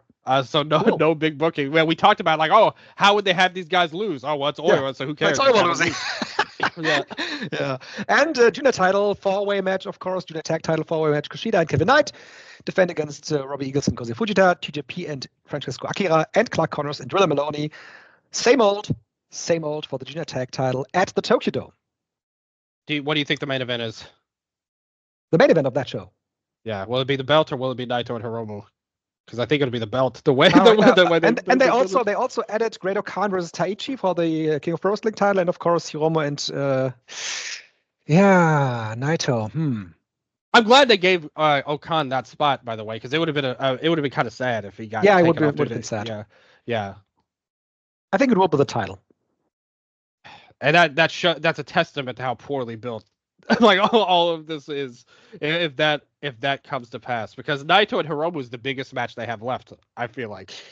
Do you really want to talk about the poorly built Tokyo Dome show, Dylan? We could also talk about the other one. The other poorly built Dome show as well. At least that has a hook for Western fans with Omega coming back. Yeah, sure. And the Ishii Never title match would be good. But yeah, obviously, that's another thing. They could have handled that so much better. We've yet to see really any CMLL involvement in this for this supposedly cross-promotional show. And it feels like another For all we know right now, it will be a woman in the International Women's Cup. Yeah, that's it. And you would think this is around the time they do the Fantastica Mania and all of that. You'd think they would be invested in bringing Zonda Khan or somebody over. But yeah, I mean, it's going to be interesting to see how these shows do overall from a numbers perspective. Yeah. So you can basically, this card is just AEW guys against New Japan guys. They did a video or something to hype that up, and that was basically it. It's not great. No No matches. Like you said, Kenny Omega is the big hook of the show. And I think that will mean something, but something. But does it mean 20,000 something? I guess we'll see. And the sad thing is, like, it feels like these cards are more or less kind of like nearing the end of the line. Like, they can't put that much more on there for these major shows. They've gotten a lot of the belts accounted for on the fourth show. You know what? And it would be great if this was one show. If they could build this into some kind of super show. Yep. Yeah. That would make this a lot better. It has always been the issue doing 2 Tokyo Dome back-to-back shows. It just waters down the idea of the Tokyo Dome. Yeah. I mean, and it's proof. Like what you said is totally true.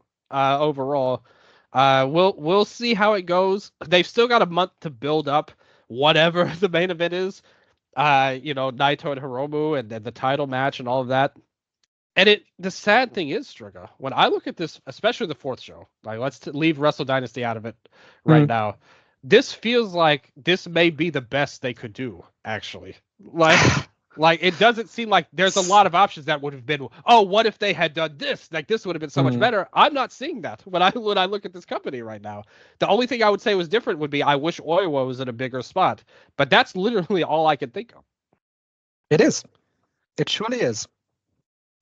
They basically, by the way, Hiromu, not Hiromu, Tetsu Naito, is doing a 4th eye surgery before his match against Hiromu Takahashi.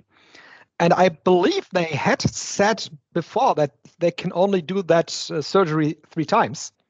But now he is doing that again because he has this obstruction in his view. What's it called? The paralysis of the superior oblique muscle in his right eye. Yes, that is it. Wow. He's doing that for the 4th time in his career. Enjoy Naito while he's still wrestling. And I think that maybe can, and they really haven't pushed that angle that much. Like and if they really go with this storyline, that this is the 4th time, that may be the main event. It may very well be the main event. To me, that match feels bigger, just name value. It is bigger. Match. It is bigger. Yeah. But I wish that they would hype it. Like, they should go with that. Like, they should mention, like, hey, this may be the last Dome match. Like, this guy's held together by paper clips and bubblegum, people. Like, he's not going to last. It feels like an absolute end of an era, not only with Naito, but also with Hiroshi Tanahashi. Of course, Tanahashi will be having one more next year, presumably. If Evil doesn't retire him here. Oh, of course. But it feels like the end of the line for major guys being able to headline New Japan shows. Yeah, and I mean, they're going to have to figure some things out this next year going forward for sure. But, we'll see. I mean, the Shingo, like you said, match quality-wise, the 3, well, really even the women's title, those 4 singles titles before the Umino match could all be quality. I would say. Sure. And the Naito and Hiromu match will have an exceptional crowd heat to it. So that's something. And this may turn out to be a show that over-delivers, and we'll see how much that this match really means to the fans, Hiromu and Naito. I don't think the quality is actually the issue. It's just the issue to get people into this building. And just interest, because none of these matches have good storylines to them, like really anything to grab onto. So we'll see. Hopefully it works out. Going back to All Japan Pro Wrestling, we said that Naito and Hiromu winning the tag league is a situation where none of the tag teams in the company benefit from. In All Japan Pro Wrestling, I think it's a little different because the tag team champions actually won the tournament. The Elpida teams both were eliminated in the semifinals, which I had not expected, and I don't think that a lot of people had that in their books. So the semifinals, I thought, were really good matches with Kento Miyahara and Davey Boy Smith Jr. defeating Rising Hayato and Yuma Anzai. Hayato and Anzai have been, without a question, the best team in this tag team tournament. Totally agree. Had the best matches. With each team that they faced, they had this team's best match. Period. And at the same time, while they were very good, they were at the beginning not really successful. Now they made it to the semifinals and they lost to Miyahara and Davey Boy Smith Jr.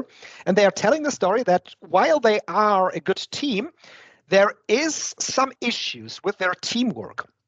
And Elpida, for the first time really since their existence, faces a setback here, which could make the Elpida group more interesting because they have to figure out a way to get out of this right now because they feel that they are much higher already than they are actually in the company. So Ryokyu Honda and Ren Ayabe, the other team, they also lost to the Saito brothers. And I really thought that both of these semifinal matches were really, really good. I was really surprised. I had predicted Ayabe and Honda to win the tournament. Mm-hmm. The other one I thought Elpida could win, but I wasn't that surprised. Double X1. The other semifinal I thought was a really big swerve to me. But it makes sense when you think about it. Like, it's not like it was outrageous or anything like that. It's also worth mentioning this show did 1,500 people. So one of the best Kurikan Hall draws in a long, long time. So far, no vacancy, full house. They sold out every single ticket in advance. The week prior to it, there was no single ticket available.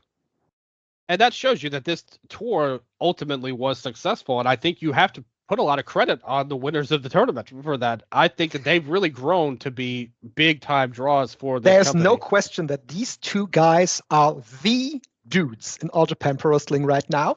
And there is no question, like you said, that these two are draws. They prove it every single time. And the company takes notice. Look who's getting a title shot at the end of the year. Exactly. As well. So the idea of Jun and Rei Saito winning is, of course, that the company is looking at the Pro Wrestling Grand Prix, the Tokyo Sports Awards. They are pushing Jun and Rei Saito to win the Tag Team Award.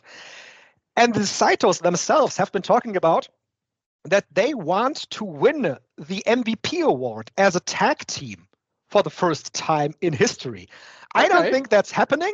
Yeah. But when you look at all the acts that we have in pro wrestling in Japan that make a difference for their individual companies, and that's the MVP rule that we always set for our year-end awards, the Saito brothers have to be considered on the top of the list for MVP overall in Japan.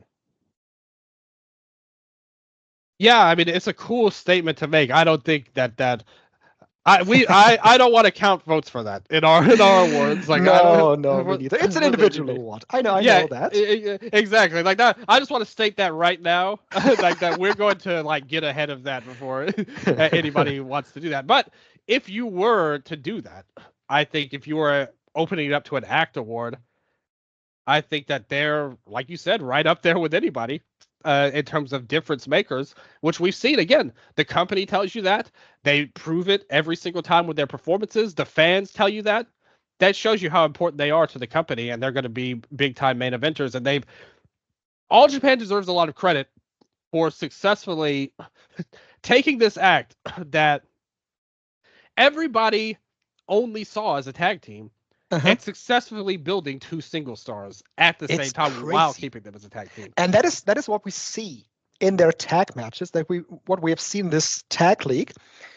They both have their flaws, but they are able to not only cover those flaws, but they have been able to turn those flaws around into actually spots for them.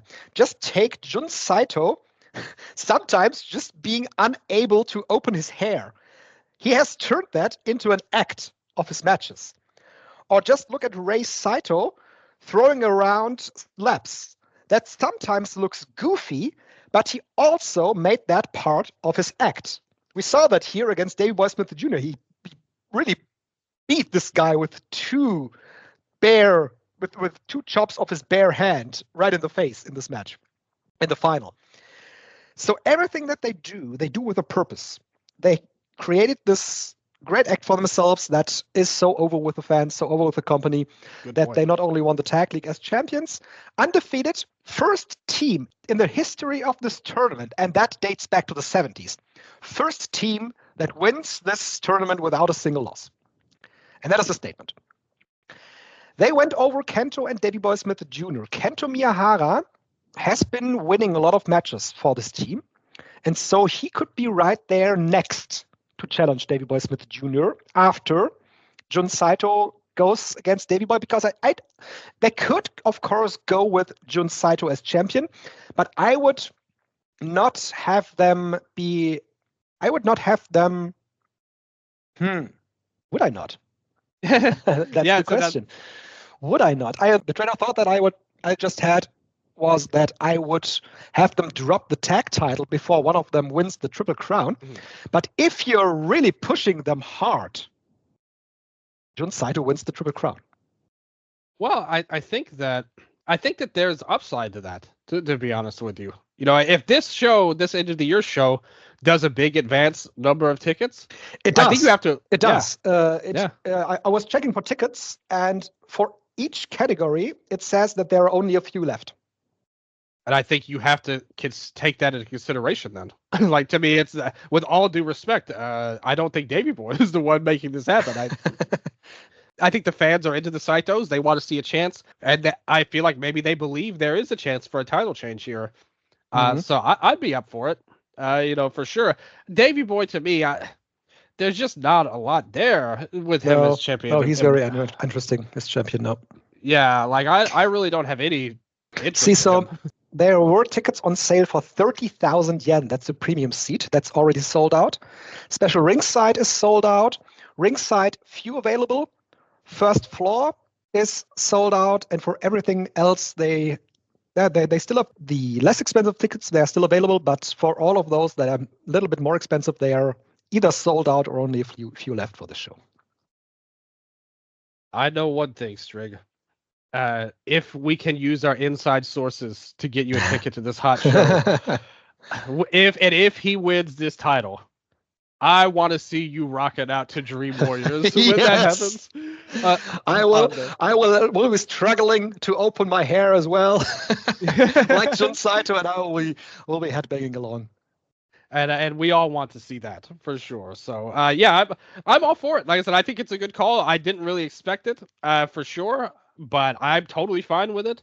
The tournament, I didn't think there was a lot of great matches, to be honest with you, up and down. I thought it was a good tournament for certain people, and there was a lot of guys that really took this as a tour off. A lot of comedic guys. Oh yeah. Which we kind of warned about. Looking at you, Yuma Aoyagi.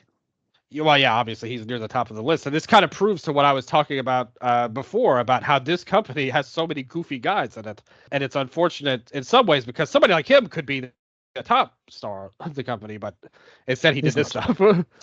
Yeah, hands down, the best match of the tournament was on November 16th, the Saito brothers against Rising Hayato and Yuma Anzai. Yeah, that was really good. I liked the time limit draw with Kengo and Sekimoto versus Musashi. It was very early on, right? Yeah. The day before. Yeah, that was good too. I thought the 30 minutes were a little long for that match. Yeah, I agree. I agree with you, but I thought it at least stood out. Let me tell you something, Strigga. You have neglected to mention the true best match of the tournament. And whenever you mention this tournament in years to come, I don't know why we'll talk about this again after this. But if we do, there's one match that will come to mind for me, okay? The very first match of the show, of the tournament.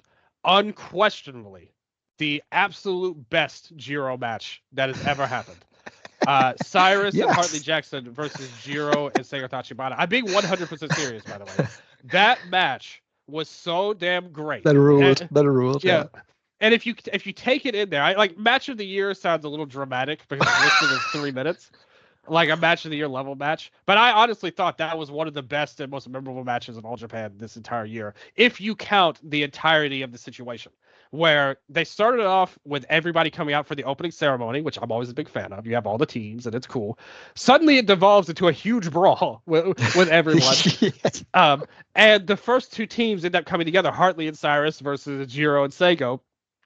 And they just go out to an amazing babyface performance from Jiro and Seigo. You get the shock win. They rush into the crowd. The crowd's going nuts on Jiro and Seigo. Cyrus and Hartley are super pissed. Somehow Atsuki Aoyagi gets knocked out afterwards. Oh, he's coming back, by the way. Soon they announced that. he's announced for I think the end of the year show, but he's coming back for a show within the month. But he got knocked out and all of that. That match ruled. It's the first match I think of when I think about this whole tournament. And I watched every match of the tournament. That is the match that comes to mind legitimately. I thought that match was a great piece of business. And I also want to make a confession here on this show, Dylan. It's an exclusive confession I want to make. Okay. I highly enjoyed the comedic match that we had between the team of Yuma Aoyagi and Fuminori Abe and Kuroshio Tokyo Japan and Seiko Tachibana on December 1st. That was such a fun comedic-based match that ended up with Kuroshio and Aoyagi turning around pinning situations for Abe and Tachibana until Jiro just fucked up and forgot to turn him around. That was fun. It was more tolerable than their singles match series they had earlier in the year, Jiro and Yuma, where he got tied up under the ring. And, I could have done without all of that, for sure.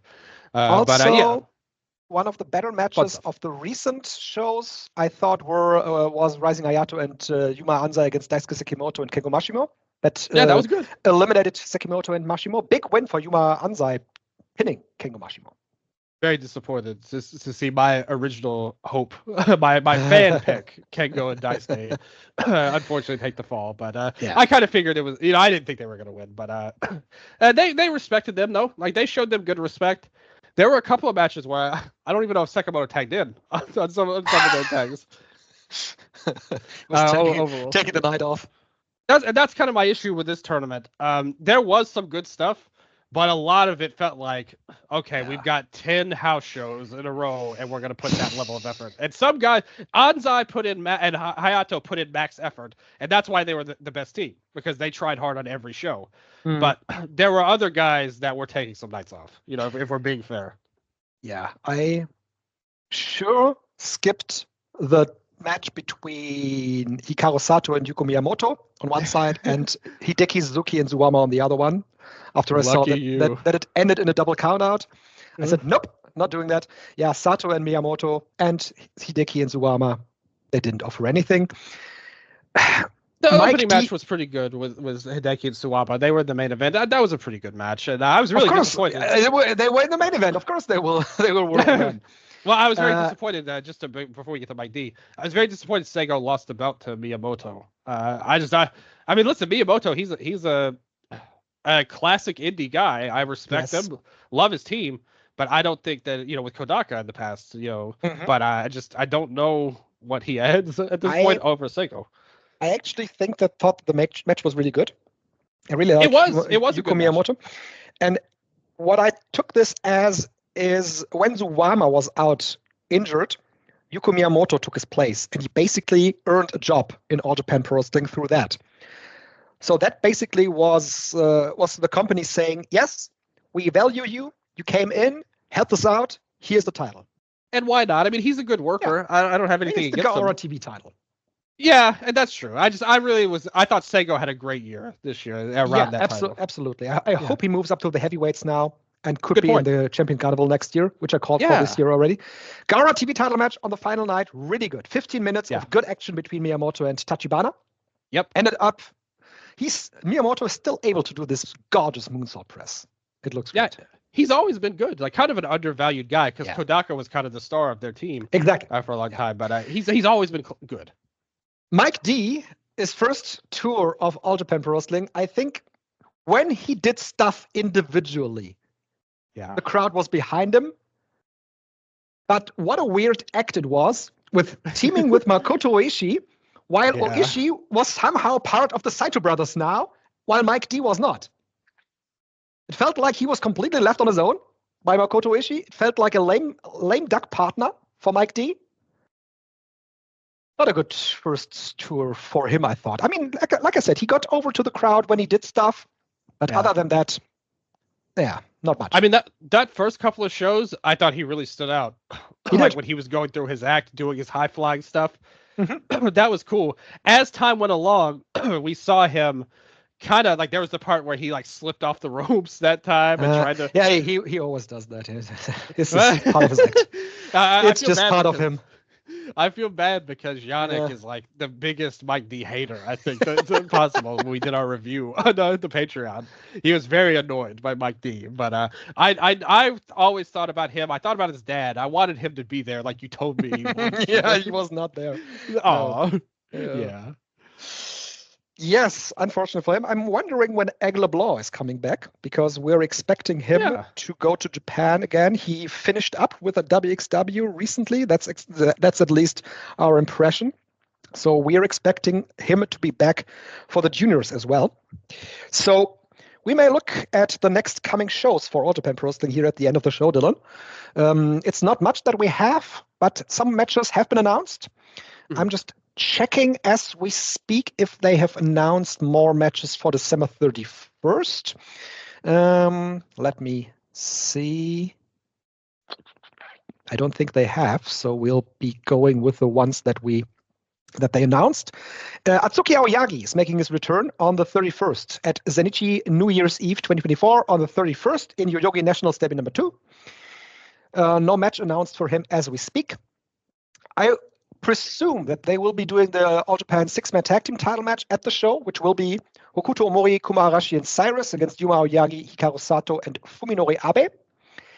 Daisuke Sekimoto goes against Dan Tamura on that show. That got a huge reaction, Kurken, when it was announced. I'm secretly hoping for Dan Tamura to win that match. Me too. He also announced that he will be challenging Yuko Miyamoto for the Gara TV title. So that will be happening in Kurken Hall, I guess. Okay. Triple Crown, Davey Boy Smith Jr. against Jun Saito. We talked about that. Then on All Japan New Year Wars 2025, on the 2nd of January, we have Suwama against Taishin Nagao and the New Year's Battle Royal.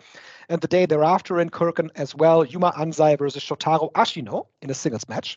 So that's the only thing that we have announced. We can probably expect some sort of tag title match. Maybe Davey Boy beats Jun Saito on New Year's Eve, and then him and Miyahara challenge for the tag title on January 2nd. I feel like that's the most likely scenario. Yeah. Since no team beat the Saitos, they have to come up with something to have a tag title match for January. Still holding out hope for that Jun Saito Triple Crown run. Yeah, why not? But we have another appearance that we have to talk about, which is STRIGGA, who will be live in attendance at all of these shows. I hope that I will be in attendance for all these shows. I'm looking for that. Oh, you have to find a ticket first. Yeah. I have to find a ticket first. I got some tickets. The tickets that I have so far is for DDT on the 28th, for Choco Pro on the 30th, for Noah January 1st, and for New Japan on January 4th. And I will probably be buying tickets when I'm in Tokyo. More tickets. The Choco Pro show, they might be able to see you if we look for you. We'll see. I'm not sure which site the camera is on, actually. So we'll see about that. It has Meisuruga versus Saki. That should be really good. Saki all caps? You just Saki seen her all live? caps. Yeah. Yes. Okay. No, I mean, like you said, you are just loaded up for your Japan tour here. Like, you're going to see all the big shows, all the big venues. Man, that's going to be super hype. I'm so much looking forward to that, actually. Yes, it's a mix of anxiety and excitement because, of course, I've never been to Tokyo, but I'm hopeful that everything will work out fine. My hostel is actually in an area where I can walk to Kurken Hall. It's an area where I already checked out some restaurants, some stuff there to do. Yeah, it should be really good. And I promise I will try to find you on every show that you're at. I'm trying to do it, man. Pinpoint me every single time. Take a screenshot. We'll see if I can pull it off. But I hope you have fun. It should be a bona fide hoot, as we say on there, and we'll have a lot to talk about. And even privately, I'm going to see what you do. Take in the nightlife of Tokyo. What kind of fun you could have wrestling in the city. It's a beautiful country. It should be a lot of fun. It should be. There will be a lot of guys in town for this time of the year. A lot of people I know will be there. So shout out to you if you're listening to this. We'll surely be able to meet in Tokyo during that time. And just happy that I'm going to be able to do that. That's right. I'm happy we did the show today. Me too. It's worked out really fine because in a couple of minutes I have to leave to go to my physiotherapy. So that worked out really, really well. Even though we had to cut the New Japan part short, but that's how it goes sometimes, right? Not really. Like, to me, I said, I think we said everything we needed to say, to be honest about that. I didn't have any thoughts about those tag league matches. I'm not joking around or like, being a hater. It's just, they just weren't very good. But we will see how the Dome plays out. Maybe they can bring some more hype into it. We've got year-end stuff. We'll get into that when the time comes. And we'll see who the hell knows? Like, we just had Suwama resigned from All Japan just now. Who's to say what'll happen in the next couple of weeks in the world of Japanese wrestling? So, should be fun to see. Yes, that is actually true. And that brings us, I guess, to the end of our show, right? Yeah. Check out the Patreon. I'll do wrap-ups. I will speak more in depth about the tag leagues, especially the Stardom League, which had some good moments at the start. It kind of fizzled out by the end, but there was some good stuff about it. Check it out, patreon.com/Eastern Lariat. I put a lot of written reviews for that tournament on there as well. I had the audio for the All Japan, the first few shows. We'll see what we do afterwards. And regardless of that, just want to thank everybody for listening. I hope everybody's having some good times. Everybody's safe right now. We'll see when we're back again, but I hope everybody has a lot of good stuff for the holidays as well. Have some good time with your family. Get some presents. As always, it doesn't matter if you celebrate the holiday. It's that you get free things out of it, and at the very least, free food. Yes, good point on your part. We will probably not be back this year because of my workload and me going to Tokyo. So I want to wish everybody a wonderful Christmas and a happy New Year. And we will be back in 2025 going strong with the Eastern Lariat. Thank you all for listening and goodbye. Sayonara.